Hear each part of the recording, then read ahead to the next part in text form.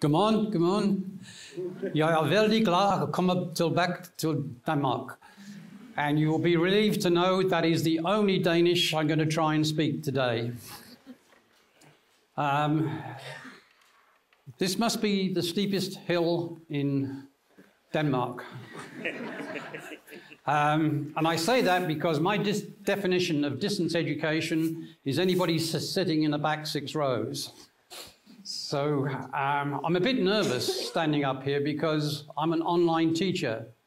So I'm not used to standing in front of people like a politician or a rock star.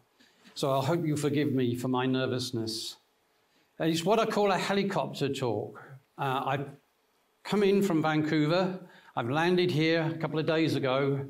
I know very little about the University of Aalborg, except, of course, like everybody in higher education around the world, I know you're famous for problem-based learning. And that's about the sum total of my knowledge. And I say that because education is very contextually based and it differs from place to place. So I'm hoping that what I have to say is relevant to you, but I know you're intelligent enough to say, well, that's not the case here and it won't work here. So I hope you will accept what I have to say within that context. Okay, I think I need my presentation up. There it is, okay.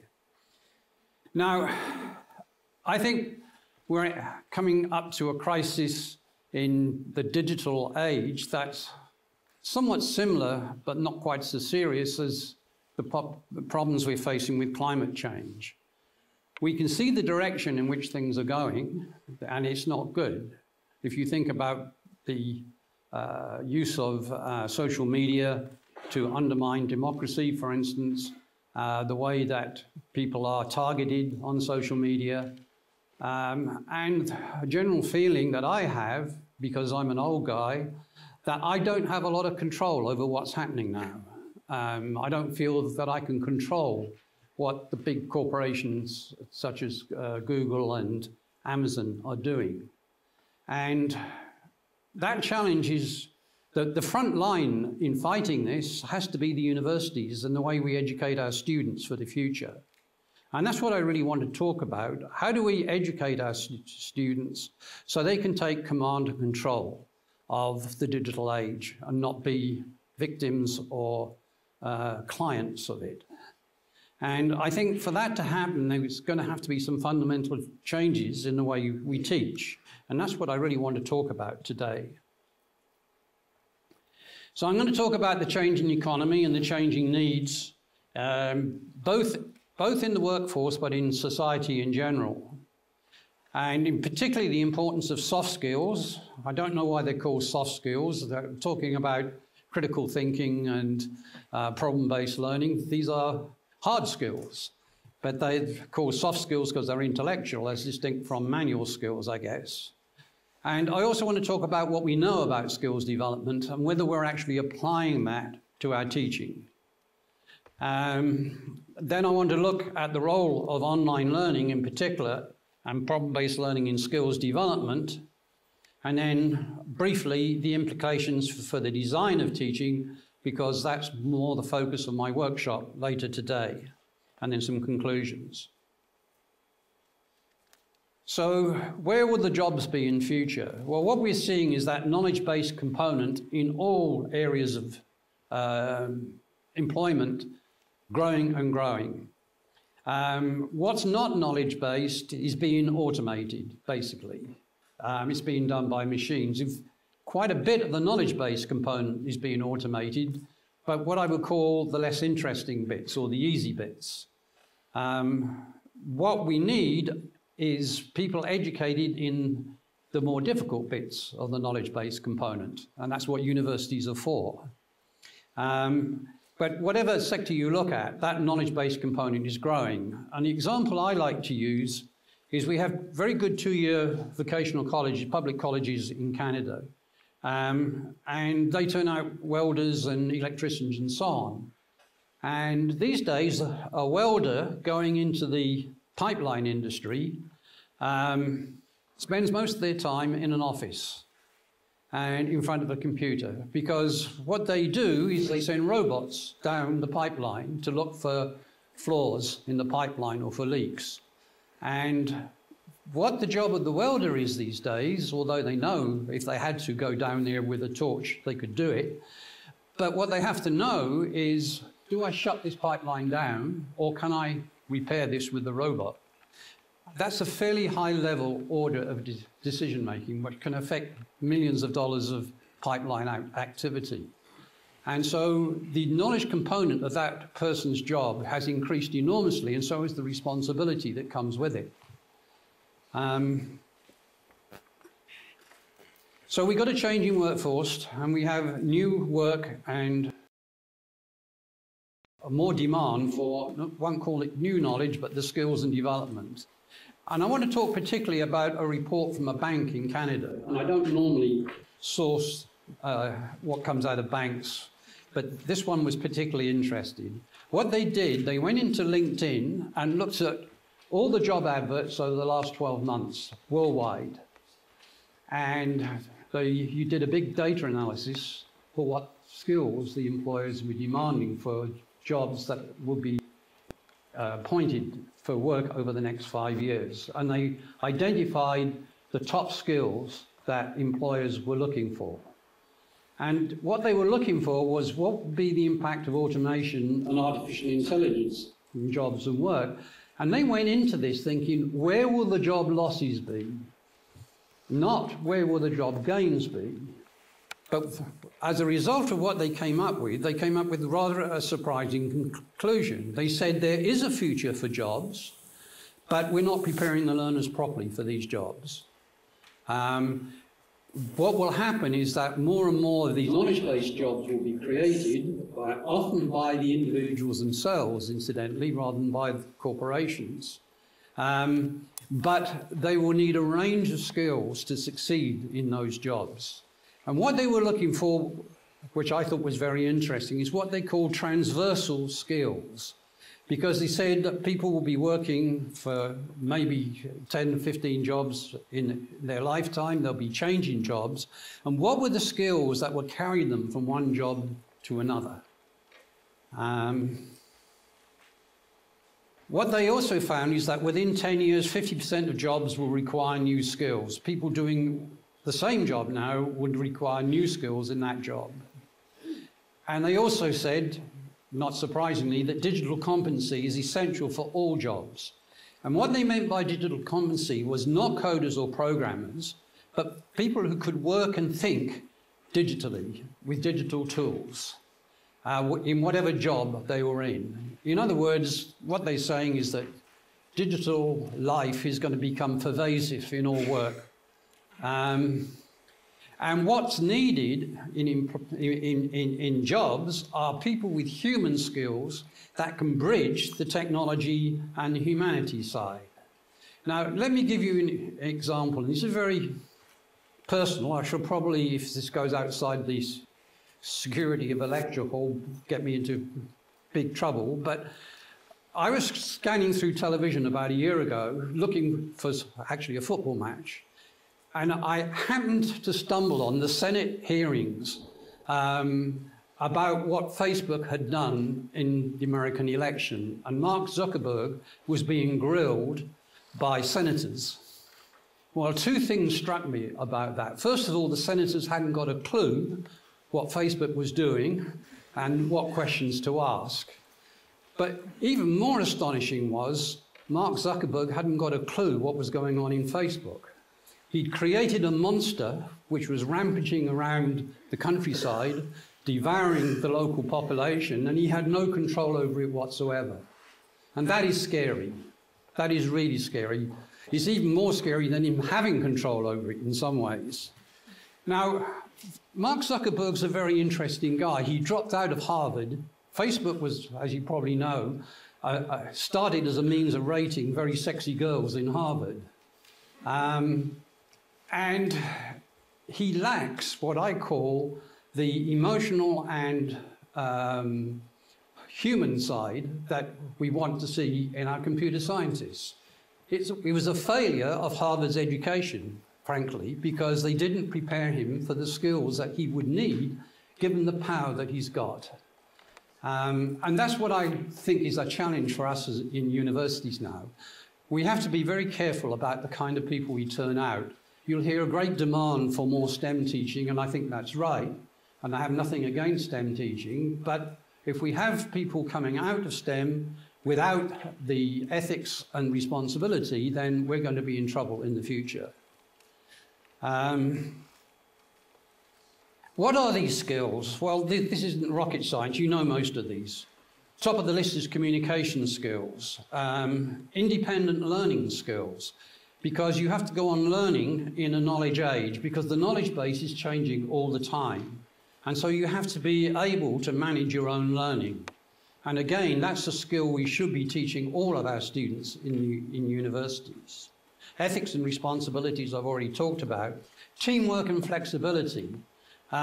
This graphic here is typical knowledge-based company. This is three basically engineers who design, I think it's fans for Volkswagen cars.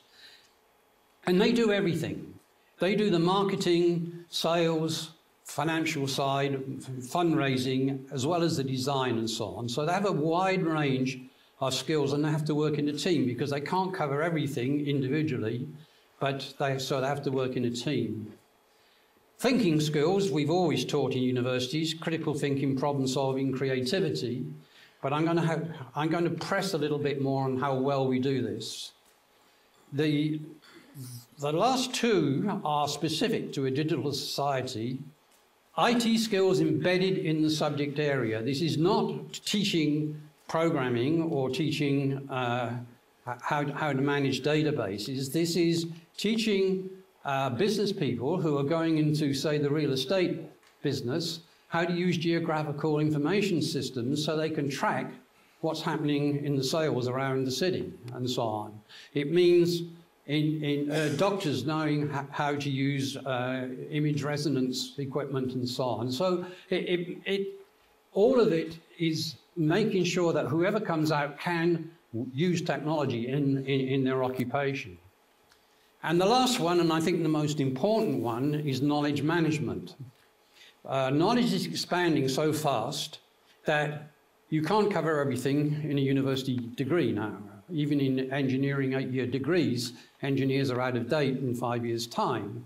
So we need to teach our students where to find information, how to evaluate that information. Is it from a reliable or an unreliable source? How to apply that information and how to use it. So knowledge management is an overarching skill in whatever subject area you're working in. Now this is, I'll break this down in a little bit, but this is a graph from that bank study, and the dark blue are very important over the next 5 years in terms of skills, and the light blue will be in demand but of less importance. And let's look at the high demand end. I'm going to read, I don't know how clear that is at the back, so I'll read it out. Top one is active listening, the ability to listen actively. Now, this is an interesting thing because I hear professors saying, I have a real problem, students bring their iPhones into class, they're not paying attention when I'm talking and so on. And how do we...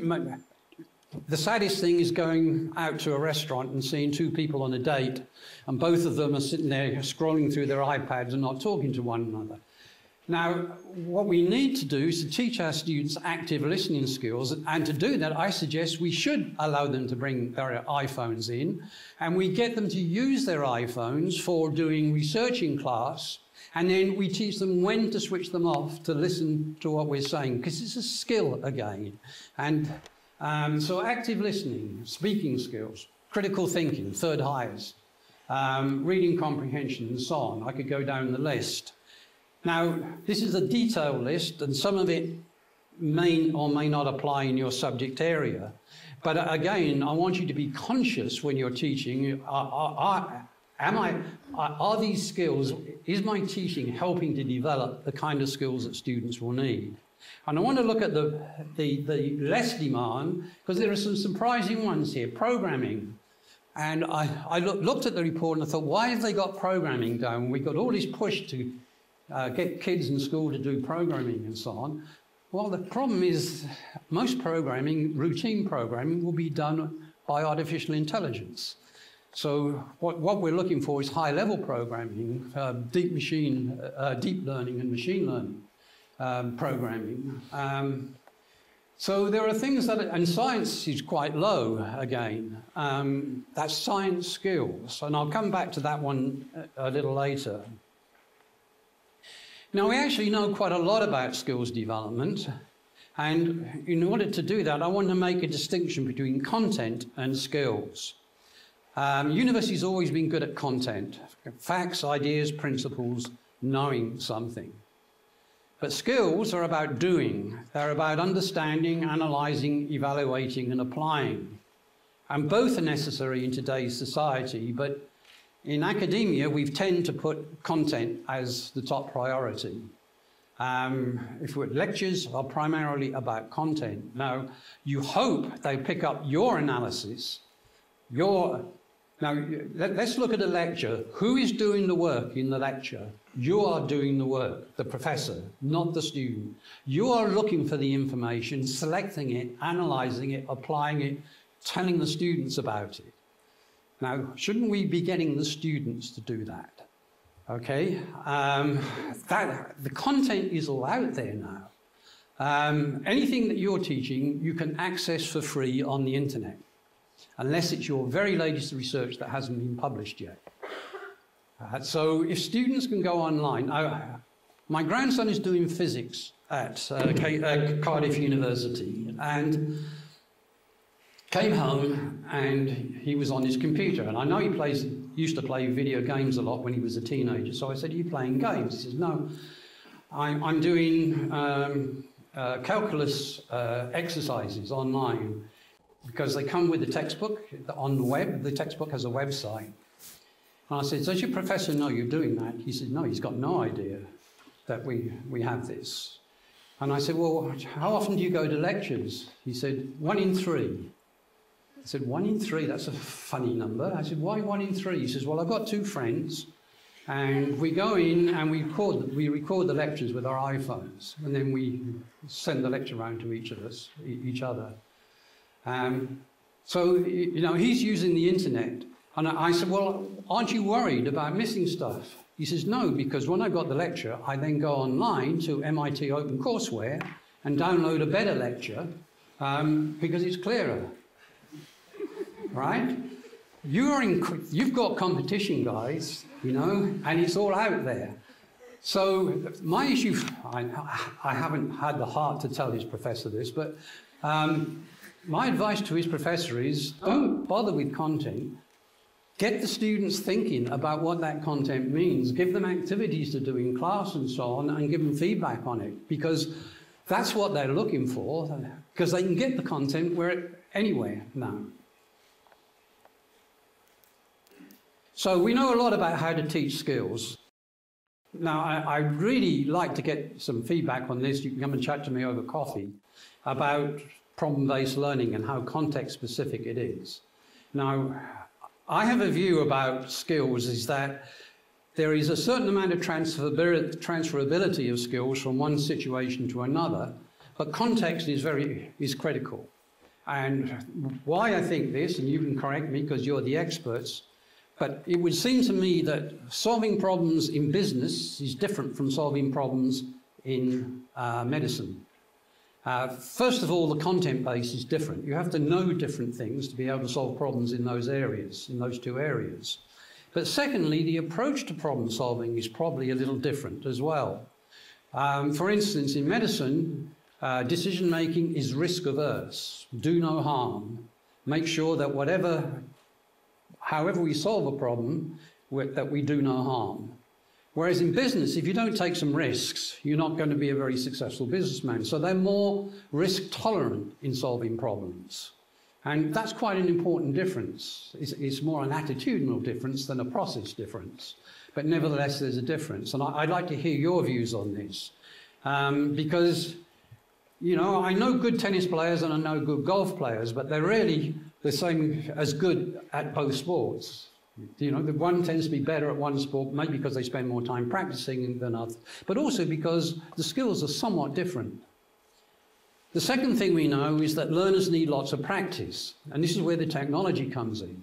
This is what my grandson was doing. He was practicing solving calculus problems, and he could do that offline without bothering the teacher because he got the feedback from the website whether he got his answers right or wrong or not.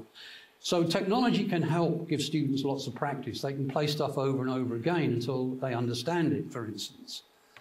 Learners need small steps initially, but here's the important thing, regular feedback from an expert. Now, he can do calculus solutions up to a point, but if he's being pushed, then he needs to be able to talk to his professor about the things he can't understand online. So you need to have that expert around, but not all the time.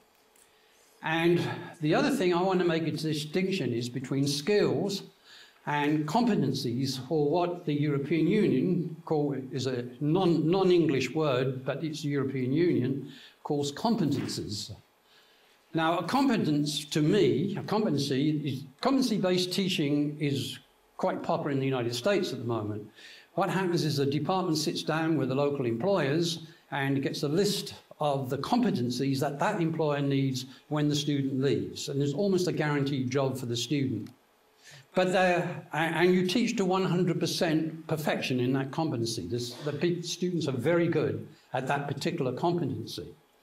But what happens when that job goes, and what happens when the work changes and they need new competencies? It's too narrow. A skill for me is developed over a lifetime rather than in one course. And I like to use, if you're a tennis fan, Serena Williams as an example. Now, she's 36 years old and she's still winning. And she's winning not because she's faster and stronger than her younger opponents, but she uses strategy to win games. She knows when to press for a point and when to let a point go. She knows the weaknesses of her opponents and plays to them and so on. So she's built up strategy over a lifetime, and she's still learning. Roger Federer is the same as well. Lionel Messi at soccer. So these are skills that are developed over a lifetime, and particularly the soft skills and the non-physical skills. Even more importantly, I hope I'm a better critical thinker now than I was when I left university. And I hope I have the means to go on developing my critical thinking skills until I die, I hope. And that, of course, has implications for curriculum design.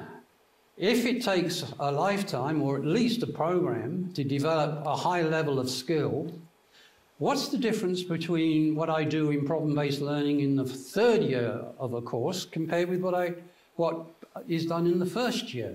What are we adding in each year that is improving the quality of their problem-solving skills, or are we just merely repeating the same process over and over again? So I think we need to look a lot more about how we develop skills, soft skills in higher education, what teaching methods work best for that, what's the relationship between content and skills, and particularly what role can technology play, and most of all, how do we assess skills? Because if skills are doing, then the only way to assess them is to get students to do something. Not necessarily write an essay, but actually apply what they've learned in a real context. And I think skills assessment is also going to be a big challenge. And I suggest that skills require certain specific methods of teaching. Now, there's lots of different methods we can use. For instance, discussion or social learning for testing and developing ideas, brainstorming, for instance. Problem-based learning to learn how to solve problems, experiential learning, learning how to apply what you've learned into real context and see how messy it becomes when you try to apply nice, pure theory in the real world, for instance. Communities of practice, probably more for students who've graduated and already semi-expert or experts in the field. My son's a cancer researcher. He has a worldwide community of practice in his particular area of research. Online, the whole thing is online. They meet occasionally at conferences, but if he has a specific problem, he'll put that up to the community of practice and get responses from people who've faced the same challenge and how they responded to it. Very useful way for continuing professional education, but also we could build communities of practice for our students. I'll give you one example. In University of British Columbia, they have a course on Latin American studies, and they were discussing in class the nationalization of the Spanish oil company and Repsol. And one of the students said, look, we're talking amongst ourselves. What about the Argentinians? What do they feel about this? So the students built a wiki, and they started putting down, we're discussing the nationalization of the oil company in your country, in Argentina. I wonder what Argentinians think about this. Within 2 weeks, this has just gone out on the web, just blind, right? They didn't have any connections at all in Latin America. Within 2 weeks, they had professors in Latin America saying, that's stupid, that's not the reason we did it. We did it for these reasons, socialist reasons, incidentally. So, the technology now allows you to bring the outside world into your teaching if you want to do that. Competency-based learning I've talked about. Knowledge management I've talked about. And the other thing, that none of these teaching methods are actually dependent on the mode of delivery. All of these things can be done online, and all of them can be done in class.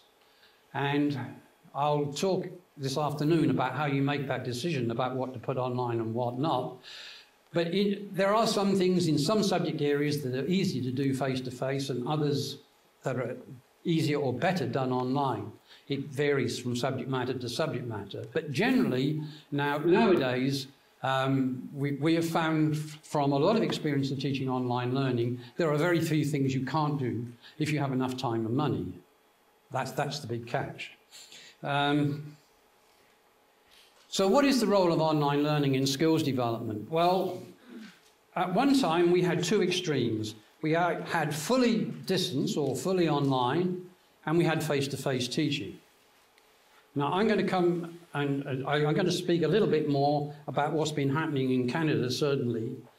But what's been happening is that the people who've been teaching fully online, they also teach on campus, have started bringing some of the online teaching techniques into the classroom. In other words, for instance, setting up online discussion forums for their students, so students can discuss a lecture any time after the class has ended, for instance, and they monitor that and input to that. So what we're seeing now is a mix of face-to-face and online, increasingly growing. So at one end you have pure face-to-face, then you have this. This is classroom aids, using microphones and PowerPoint.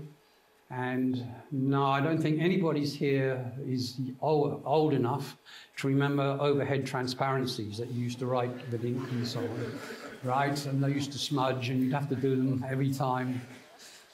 This is a damn sight better than that. This is definitely an improvement. But you haven't changed much. You're still teaching in a classroom mode. Then you have flipped classrooms. That's where you do probably the lecture, you record it, and allow the students to download the lecture, and then you ask them to come in and discuss the lecture. And then the first thing you have to do is say, put up your hands, all those who haven't seen the video, and all the class does, so you have to go all over the lecture again, but never mind.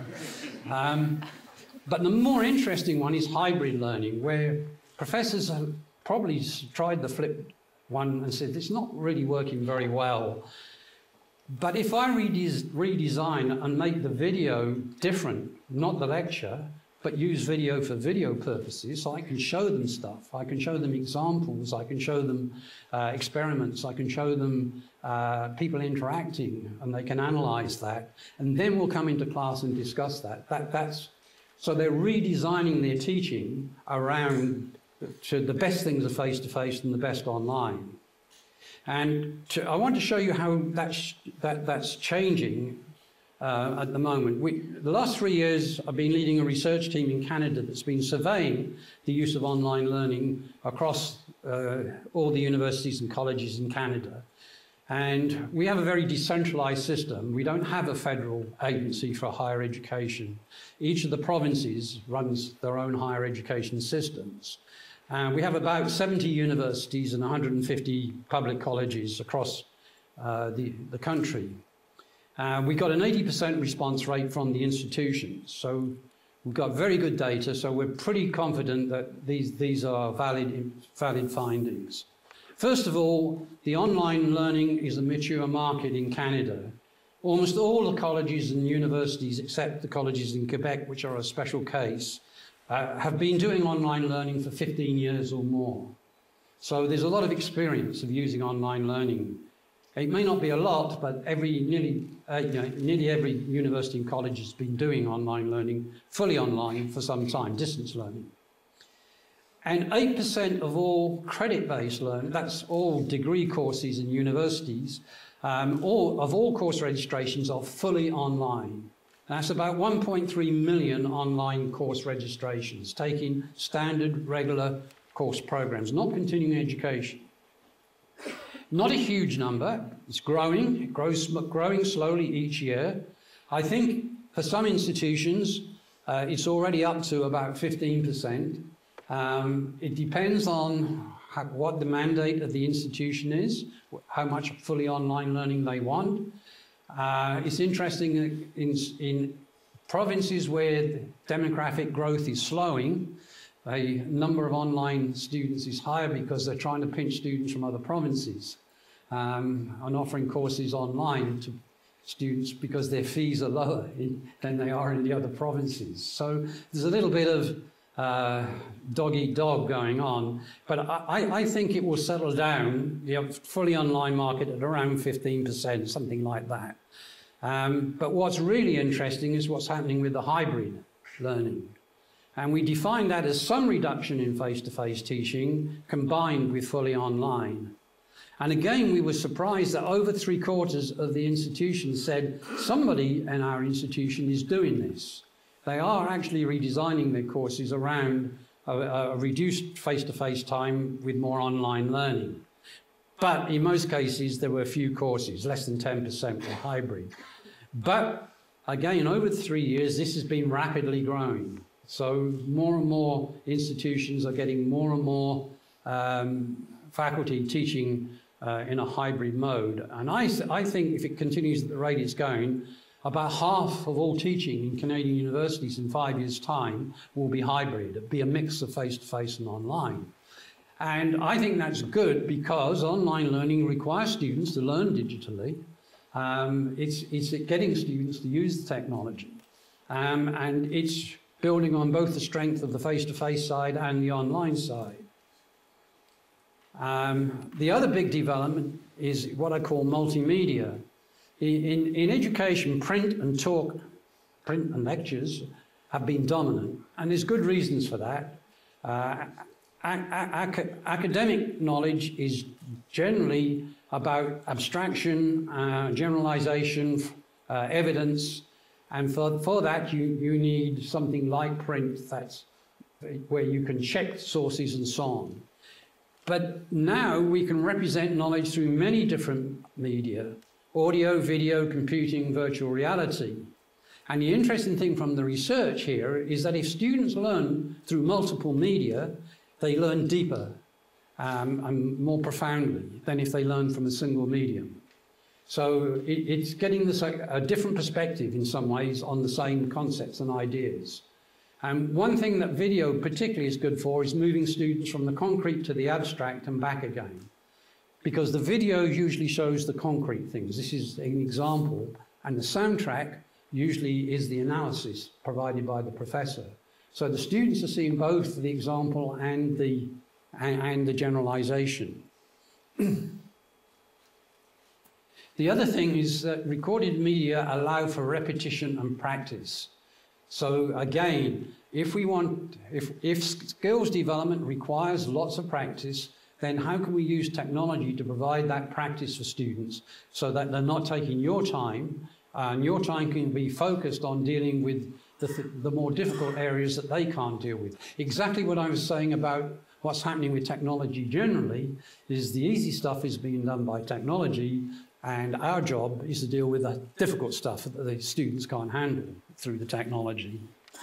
And some media, such as virtual reality, allow for a shift in space. Now, I've seen some very interesting examples recently of how virtual reality is being used. The most amazing one that I come across is from the University of Bristol in England, where there's a professor of chemistry, Dr. Dubrovny, who has built in a virtual world a very complex chemical molecule and written the programming behind it so that students can put the headset on, walk into the molecule, they can take components of the molecule out and replace them and see what happens to the rest of the molecule in real time. And I asked him, I said, yes, well, that's very neat, you know, but what's the educational gain and benefit you get from that? He says, well, my students are very good deductive thinkers. They're graduate students. And if I give them data, they can go through the data, or if I give them results, they can come to a very good conclusion. But they're not very good inductive thinkers. And for research, you need good inductive thinkers. People who can make a jump, make a guess, take a risk, and then work back from that and see if it works out. And this allows them to do that because they get a better idea of how the molecule actually operates in real life. And then they get a better understanding. They say, well, what if I did this? And they can go in and do that then and see what happens. And that gives them another way of thinking about chemistry. I'm going to give some examples of using online learning for skills development.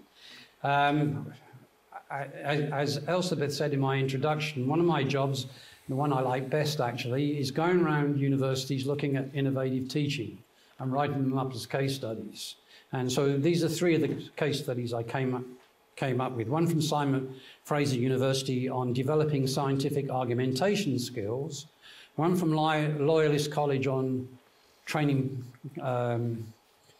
border agents, our favourite people who search our bags when we go through customs and so on, and Ryerson University's law practice. And I'll give you a little example of each of them.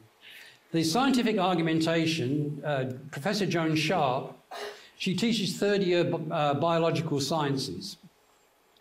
And she finds that her students, even by third year, aren't very good at making scientific arguments. What they think, their mode of operation of the students is science has a right answer for every question. There is one right answer for every question. All we have to do is just find the science behind it and we'll get the right answer.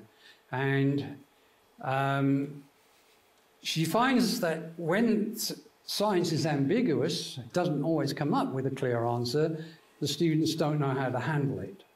So what she decided to do was to use a very simple web-based tool.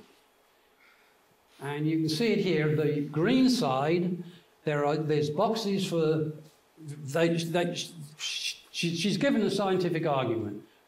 Wolves should be killed to protect endangered woodland caribou in northern British Columbia and Alberta. That's a real problem at the moment. There's a huge argument for and against killing the wolves. So what the students have to do in the first box is by putting in an argument for killing the wolves. And then under that box, the student has to put evidence to support that reason. And then on the con side, they have to put up con reasons as well, reasons against. And same again, if they put an argument against killing the wolves, they have to put in evidence for that argument. And then what the software does, it prints out the pros and cons, and at the end, the students have to come to a conclusion. Oops.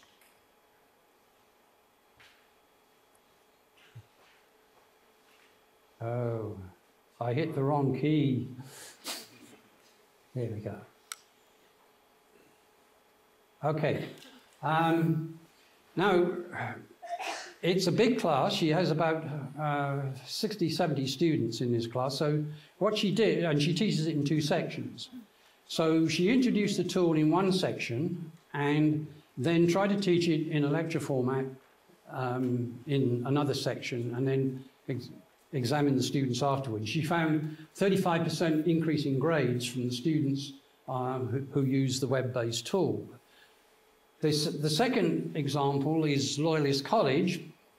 They built a virtual border station, and they split the students into two sections, two groups. One are going to be the border agents, and the other are going to try and, there'll be 6 cars, and one of them will be smuggling, I'm not sure on this, I think it's drugs, but it could be guns, into Canada.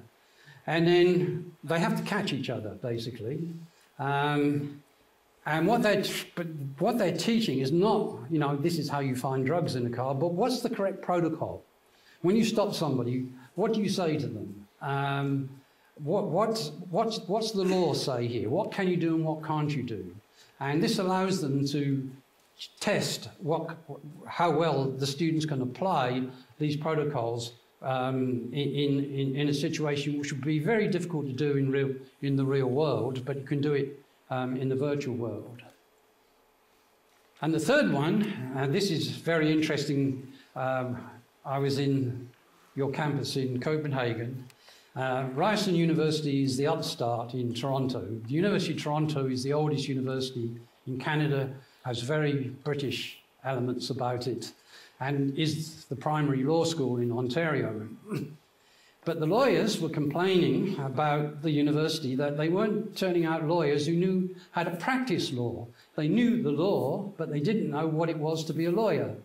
Because lawyers are basically businesses, and you know, you have to set up the cases in certain ways, you have to prepare the cases for court and so on, and they weren't teaching that. So the Bar Association of Ontario put out a request for proposals. Ryerson, which has no law school whatsoever, but is very good at experiential learning, bid for it. And they won the bid, much to the annoyance of the University of Toronto. And why they won is they set up a system whereby lawyers would be mentors to the students in this program, and they would spend 4 months in a company, physically in a company, a practicum, but they would spend 14 weeks online in a virtual law firm with real cases to manage, with 4 students and a lawyer. And the Bar Association and the practicing lawyers loved this. They thought this was fantastic. And as a result, Ryerson is now going to set up his own law school, which I think is probably a mistake, but never mind. So what are the implications for teaching and learning? Well, I think if we look at the role of technology here, we can use video for demonstrating and modeling of skills. It facilitates the move from the concrete to the abstract and reverse. You can use virtual reality for practicing skills in a safe environment. Tina the avatar, this is another virtual reality, augmented reality. It's not a real patient, but she is a patient. And what they're teaching here is empathy in nurses. Nurses have to get information out of Tina. She has a range of illnesses. And if they ask the questions in the wrong way, Tina gets upset and cries, or Tina will yell and scream at them, and so on. Now, of course, you could do this in real life, but you wouldn't want to, would you? You wouldn't want to have to upset a patient like that to train the nurses who don't actually have the skills at that point. And this has been very successful at Drexel University in getting the nurses to be a lot more empathetic towards patients and have a good way of communicating with them. Now, I'm not suggesting we have all the answers here. We're still learning a great deal about how to use technology like this in teaching. We need to know more about the affordances of different media, especially classroom teaching. And I have a challenge for you now. Look at what you're teaching, think how much of that you could put online, and then say, why would a student get on their bike and come into the campus? What am I offering that they could not do online? What am I offering in my class that is so unique and special that the student has to make the effort to get out of bed and come in rather than sit at home on a cold, snowy day doing their study online? Now, there are good answers to that question, but if you can't answer that question, then why are you not teaching online? Right? So, given that we can teach most things online, what is the campus providing to students that is unique and special? And I think we need to be much more precise about that. It is no longer the default that everything is best on campus and we'll do a few things online. That's not the case now. We have enough experience of teaching online to know that in most areas you can do just as well, if not better, online. The students have more time, more flexibility to do it. So think very carefully about what the unique classroom experience would be. Now, also, coming back to the start of my talk, if students are going to earn digitally, it makes a lot of sense for them to learn digitally. So they're comfortable working in a digital environment. We need to lay the foundation for lifelong digital skills. And in particular, we need them to be critical about the use of technology. And how can we do that if we don't use the technology so they can find out what its limitations are? We need to embed digital technology in the teaching of course subjects, and in particular we need to identify in every course what skills are being developed and how we plan to do that and how we plan to assess them. The other thing is that hybrid learning has some significant implications for the campus. Students need to, when they work online, they need to be able to bring that work in and demonstrate it in class. So student digital work needs to be shared within the class, and students need to work individually or in groups. Now, Queen's University in Canada has got some really nice interactive classrooms built around this concept of hybrid learning. In the centre of the room is circular to start with, and in the centre of the room it looks like the control centre of Star Trek. The spaceship in Star Trek is a kind of round thing in which the instructor sits, and around this are tables for the students, and each table the students can plug in their iPads or their iPhones or their computers, and each table has a screen behind it so the students can share their work on it. And the instructor has a big screen, that's the instructor's screen as well. And there's also break-off study carrels around outside the room where students can go and do individual work and then come back to the table and share that work with the rest of the students. Now, the reason I say this is that I was teaching, I was doing some work at a university in British Columbia, and I went into the classroom and a big notice said, please put the chairs back like this, all in straight lines. And so I was supposed to be advising on their digital learning strategy. So when the president asked me, how's it going? I said, I found out who sets your pedagogy. It's the caretakers. It's the cleaners. They set your pedagogy. You know, really, it should be the instructors that are setting this pedagogy. It's not up to the cleaners to ask for the tables to be put back in the right order. Now, I have sympathy for the cleaners, but that's not the issue. Our buildings shape ourselves. So while we've got these lecture theatres, we're going to have lectures. It's going to be very hard to get rid of them. So the other thing I'd say is that we now have at least 20 years' experience of teaching fully online. We have what's called best practices. We know what works online and what doesn't. One of the things we know is lectures don't work very well online. There's a lot of research on lectures online. And the general consensus of the research is that anything more than 15 minutes is too long, all right? Because that's the span of attention. So after 15 minutes, there should be a break. And I'm not being very good at that in this lecture, right?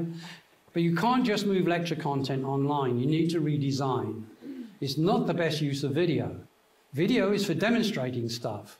You could put a lot of lectures, you could just have them as audio with slides. It wouldn't make any difference.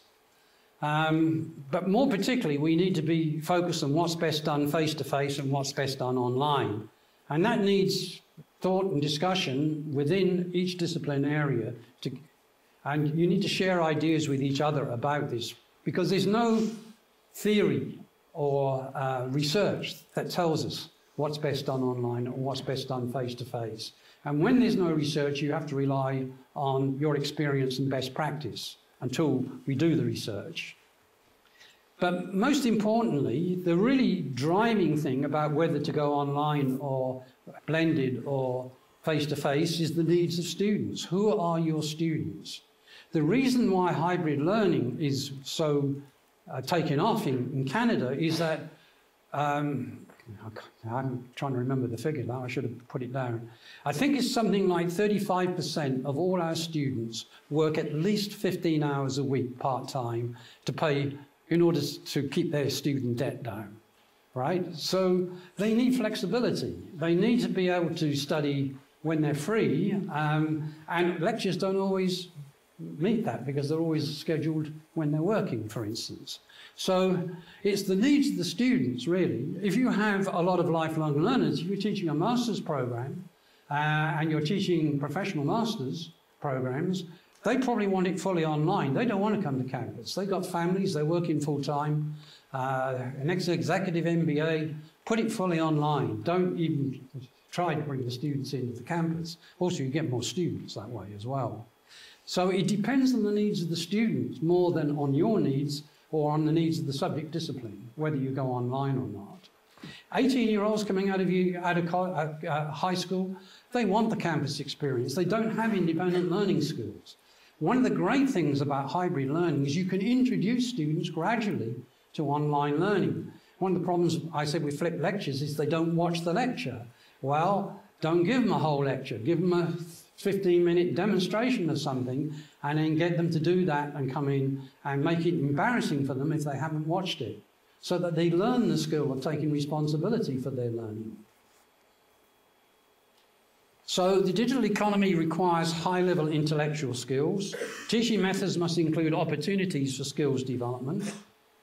Technology enables more flexible deliveries and way to practice skills, but all within a specifically designed learning environment that supports learners. In other words, you need to redesign your teaching. And to do that, I think you need to talk to people who have pedagogical background in your teaching support units and so on. I'm not sure what it's called here. But you need to work with them to rethink the curriculum. We need better definition of 21st century skills. The choice of technology should facilitate that skills development. And when we come to the workshop I'm doing, I'll look at how to design courses using technology for skills development. Thank you very much.